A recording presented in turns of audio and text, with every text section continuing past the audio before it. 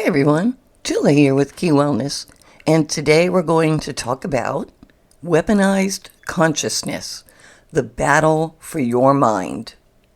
Far and away, the one thing I deal with most when working with people is this sense or concern that they are not able to control their mind. When they sit down to meditate, they can't clear their mind. They can't relax. They can't focus. Other times, they can't seem to get over their depression or their sad or angry thoughts. And still other times, people have described suddenly having thoughts or emotions that seem to come out of the blue. And some have even said, I don't feel like they're my thoughts. And more I'm seeing people saying, can somebody else control my mind? Why do I feel like these random thoughts or sometimes even hateful or dangerous thoughts are coming into my mind? It's not like me to think this way, but yet it feels like a barrage and I can't get these thoughts out of my head. It's like they come at me almost like a psychic attack. Some have even said, I feel like I'm going crazy, or I know I sound like I'm crazy, but I'm not. It's just the weirdest thing. And my heart goes out to these people because I understand what's going on, and that is the purpose of this video today, for the many people who have expressed any one of these frustrations. There is a battle on for your mind. In my series, The Science Behind Manifesting, I talk about consciousness, how your consciousness is constantly interacting with the quantum field and everything around you because you are an electromagnetic biochemical machine. Your heart, your gut, and your mind are constantly interacting, transmitting and receiving information into the quantum field, the unified consciousness, the collective consciousness. You'll hear it referred to in many ways, but there is never a moment in your life where you are not interacting with the collective. Now, to fully understand this video, if you've not watched my series on the science behind manifesting, I will put the link in the comments. You will want to watch that video series to understand the science of how this works. So we know that our mind, our bodies, especially from our electromagnetic centers, which are the gut, the heart, and the mind, we are continually interacting with the quantum field. Everything in existence that ever will be in existence and ever has been in existence exists in the quantum field. Therefore, you are continually, endlessly, unceasingly interacting with everything in existence. And when I say everything, I also mean everyone. So, to give you an example, a lot of times people seem a little shocked when they, quote unquote, read somebody's thoughts. Well, that's not at all shocking when you realize that you are both transmitting and receiving to the quantum and from the quantum at all times. And so this often happens with others with whom we have quantum entanglement, which is a topic for a different video. However, when we have a shared history with someone, we experience what is called quantum entanglement. So we're a little more sensitive to those people. That's why some people express that they experience this more with their spouse or a very close friend or a parent or a child. But this can happen with anyone because we are continually interacting with the quantum. So everyone's thoughts and everyone's feelings are in the quantum. When you walk into someone's biomagnetic field, which for someone who is very healthy and has a strong biomagnetic field, you can be impacted, especially if their field is stronger and healthier than yours, you can be impacted by them when you're within 12 feet of them. But you don't have to be, because everything resides in the quantum. So imagine that you are unaware that you are continually broadcasting your thoughts and emotions into the quantum. and you're equally unaware that you are receiving thoughts and emotions from the quantum, then someone who understands how this works from any place in the universe could literally put a thought or an emotion into the quantum. They could also send it directly to you. And let me give you an example of how this is done in a positive way, done out of love and shared compassion. Many, many times, mothers of young men and women who have lost their lives on the battlefield, their mother instantly knew it. The moment they incurred a fatal injury, they thought of or called out for their mother, and on the other side of the planet, the mother felt, sensed, heard, knew that they were crying out to her. So this is an excellent example of quantum entanglement, but it is also an example of how, through connection in the quantum, it defies all of our culturally contrived conceptions about space and time. Now, Nikola Tesla was aware of this, and he spoke of the core of all knowledge. And so did Einstein, and so does Nassim Haramein, who is a great physicist amongst us today. All of these great physicists understood and understand that our thoughts are not in our heads, but they are in the quantum. Now, Nikola Tesla, in speaking about Wardenclyffe Tower, not just for wireless electricity transmission, but also for communications transmission, he spoke about a time when people would have a way of communicating with each other with a device that is in their back pocket. And of course, today we think nothing of it. Even small children have cell phones. You could liken this ability to reach out and communicate with someone across space to the cell phone, to the wireless transmission. But there are two great shortcomings when it comes to wireless communication, i.e. your cell phone. Number one, a cell phone is limited by time. You can only communicate with someone that exists in this time.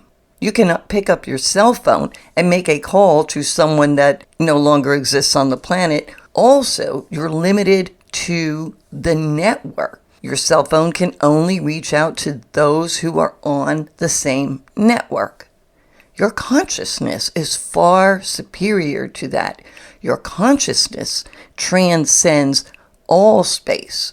And if you want to know more about this, I could do a video on the quantum and on wormholes and how that is connected to the concept of time travel that physicists are currently working on. But your consciousness transcends time. Your consciousness also transcends any space. In other words, we're all on the same network. That network is the quantum, and everything that's in existence, was in existence, will be in existence, is in the quantum, so you can connect to anything, anywhere, at any time. And one other way that your consciousness is superior to a cell phone is that it's traveling at the speed of thought.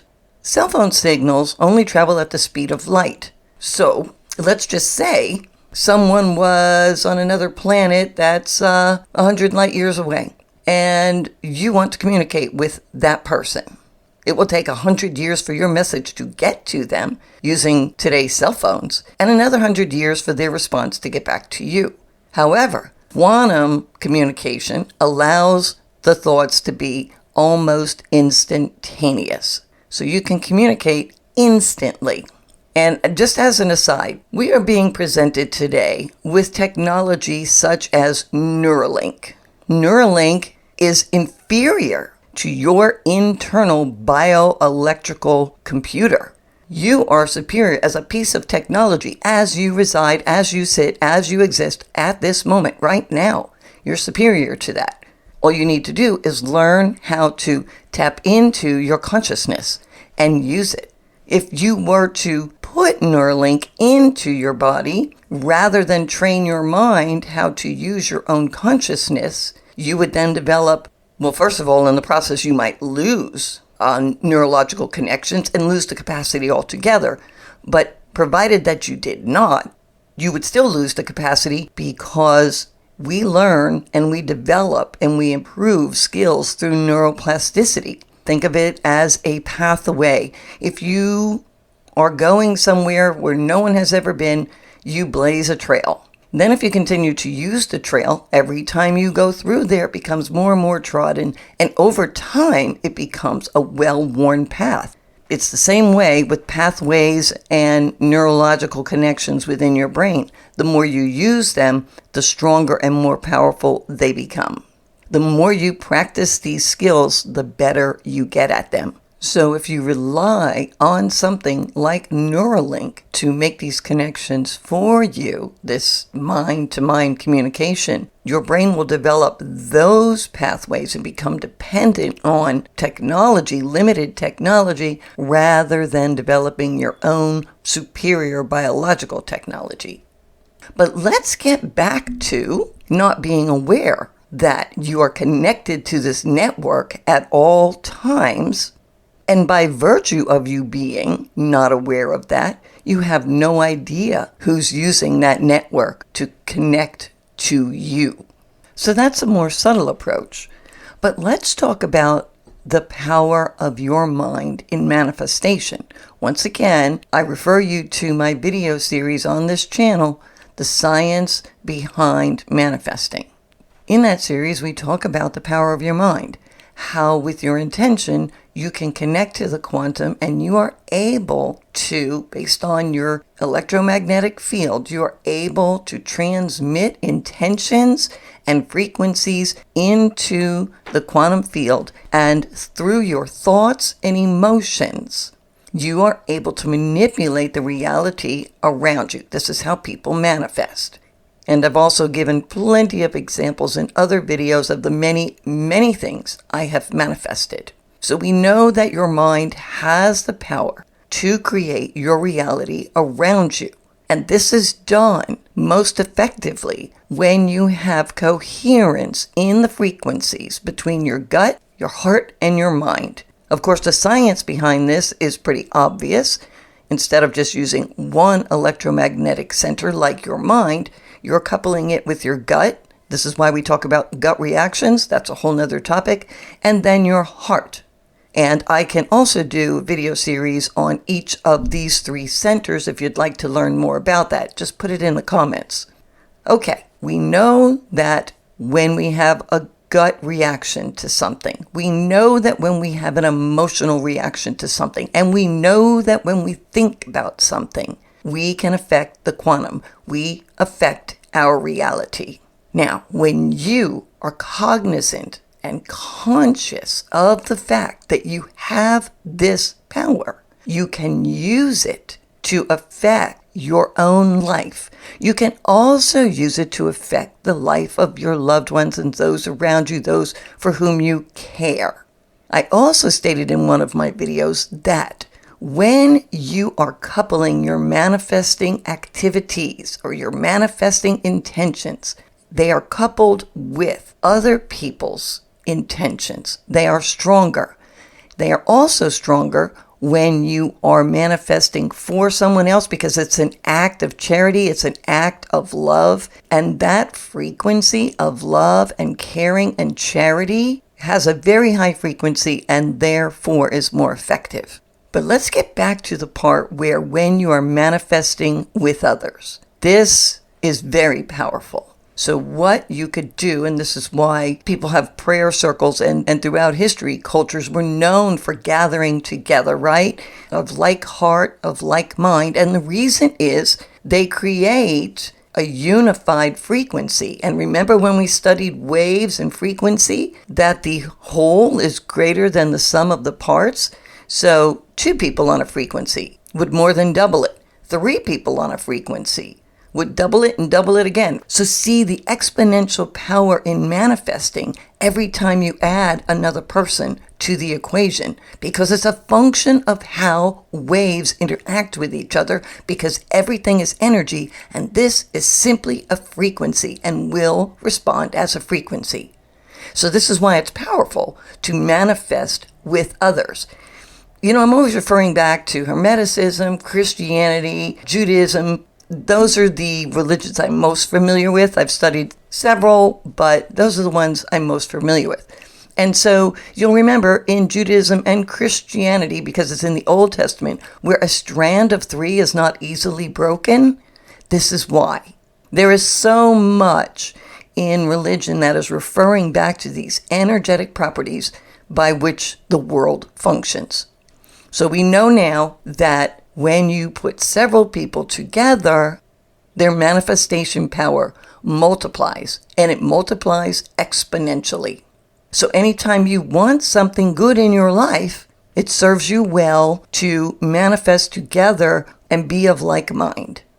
But now, what happens when your thoughts and your emotions and your gut reactions are manipulated to bring you down to a very, very low frequency and to cause you to focus on, instead of all things that are good and wonderful and beautiful, but rather all things that are dark and ugly and horrible, like climate change, flooding, mass shootings, pandemics, child abduction and abuse, economic collapse, hurricanes, wildfires, earthquakes, terrorism, war, nuclear apocalypse, and malevolent alien invasions, and the list goes on and on and on.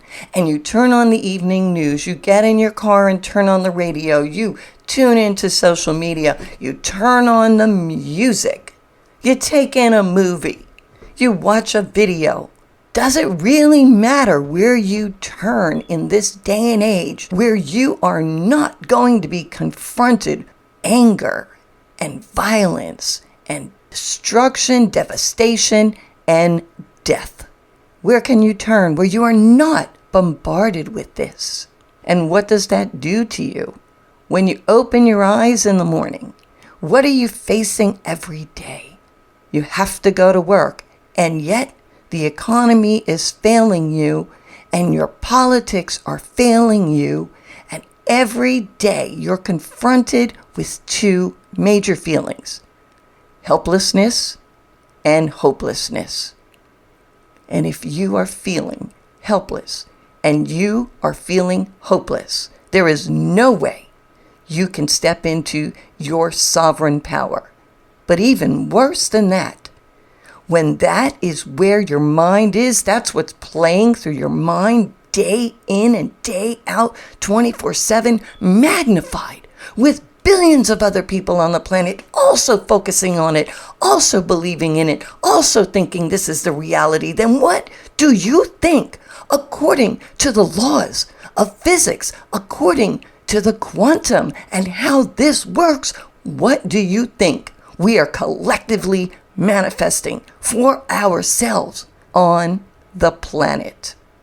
But it doesn't have to be this way, because now you understand how it works. Now you understand how you have been manipulated, that your own mind is being used to manifest a reality that is paralyzing and destructive to you and to everyone else with whom we share this planet.